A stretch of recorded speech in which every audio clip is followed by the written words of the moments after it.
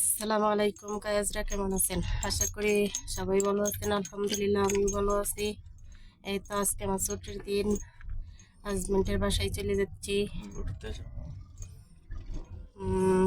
ঘুরতে যাব, মার্কেটে যাব। আজকে ঘুরতে যাব। এই তো বাসায় ছুটির দিন ঘুরতে যাব। সবাই ভিডিওটা দেখবেন, সবাই লাইক করে দিবেন। ভিডিওটা দেখার আগেই সবাই লাইক করে দিবেন, সাবস্ক্রাইব করে দিবেন, আমাদের পাশে থাকবেন, আমাদের সাপোর্ট করবেন। ভিডিওটা প্রবাসী সবার ভাই মাঝে যারা শেয়ার আছেন, করে দিবেন। বিশেষ করে আমরা প্রবাসী ভাই যারা আছেন, সকলেই আমরা কাজ করতে আছি প্রবাসী।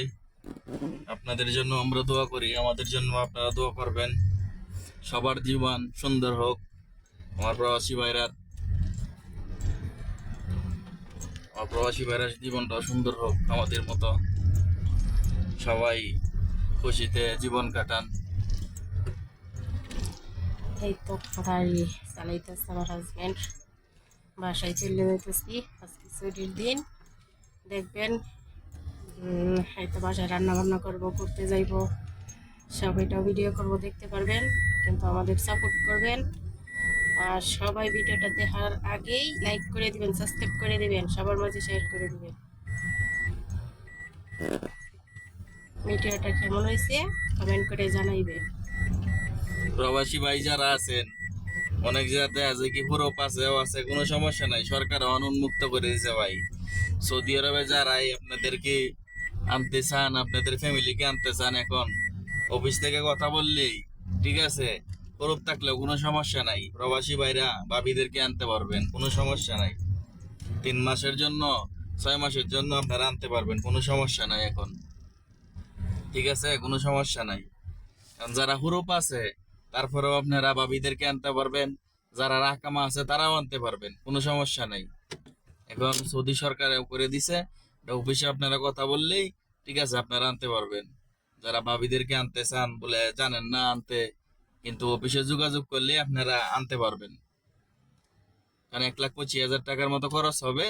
যারা ভাবির দেশে যাইতে পারেন না, দেশে কি আপনারা আকামা নাই, তারা আনতে পারবেন, সমস্যা নাই। অনেকদিন দীর্ঘদিন জুড়িয়া ভাবির সাথে আপনারা দেশে যাইতে পারেন না, আনতে পারবেন এখন অফিসে যোগাযোগ করলে। যারা না পারেন সমস্যা নাই, আমাকে কমেন্টে জানাবেন, আমি সমস্যা নাই অফিসের ঠিকানা দিয়ে দিব, আপনারা নিজেরাও আনতে পারবেন, কোনো সমস্যা নাই।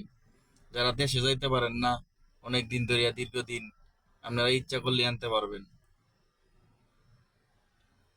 কারণ আমরা মনে করতেছি কি ওই চাকরি করে, আমিও চাকরি করি, কিন্তু যারা চাকরি না করলে কোনো সমস্যা নাই। প্রবাসী অনেক সময় দেখা যায় কি আমরা প্রবাসী বাইরে দেশে যাইতে পারি না, অনেক কারণে, অনেক যাই ঝামেলার কারণে অনেক যাই ঝামেলা হয়। প্রবাসী ভাইরা তো অনেক কষ্ট, প্রবাসী ভাই কতটুকু কষ্ট পাই আমরা প্রবাসী তাই আমরা বুঝি, ঠিক আছে। কারণ প্রবাস জীবনটাই কষ্ট ভাই। কারণ আমরাও টাকা নাইছি, আমরা ভাই বড় লোক না, ঠিক আছে, গরিব, গরিব দিকে ভাই এই যে প্রবাসী আইছি, ঠিক আছে, কষ্ট করতেছি। আজকে বড় লোক হইলে এই প্রবাসী আসতাম না আমরা, তাহলে দেশেই থাকতাম, দেশে দেখিয়া তাইলে গাড়ি চালাইতাম, খাইতাম, চলতাম, ঠিক আছে না, বলো কিছু। এই তো কি আর বলবো, সবাই ভিডিওটা সবাই দেখবেন, আমাদের সাপোর্ট করবেন, লাইক করে দিবেন, সাবস্ক্রাইব করে দিবেন। বাসায় যাইতেছি। আজকে আইছে কিছু মজার রান্না হবে, অবশ্যই আপনাদের সাথে টিপস গুলা শেয়ার করব। অনেকদিন ধরে বেগুন ভর্তা খাই না, রাতের বেগুন ভর্তা অনেক সেই স্বাদ হয় ভাই, বেগুন ভর্তাটা ওই পাক করে বেগুন আজকে ভর্তা। কি আজকে করব? নতুন আইটেমের বেগুন ভর্তা আপনাদেরকে দেখাবো, কি মন মজা হয় খাইতে, মাংস পাক করব, সবকিছু আপনাদের কাছে শেয়ার করবো ইনশাআল্লাহ, দেখবেন।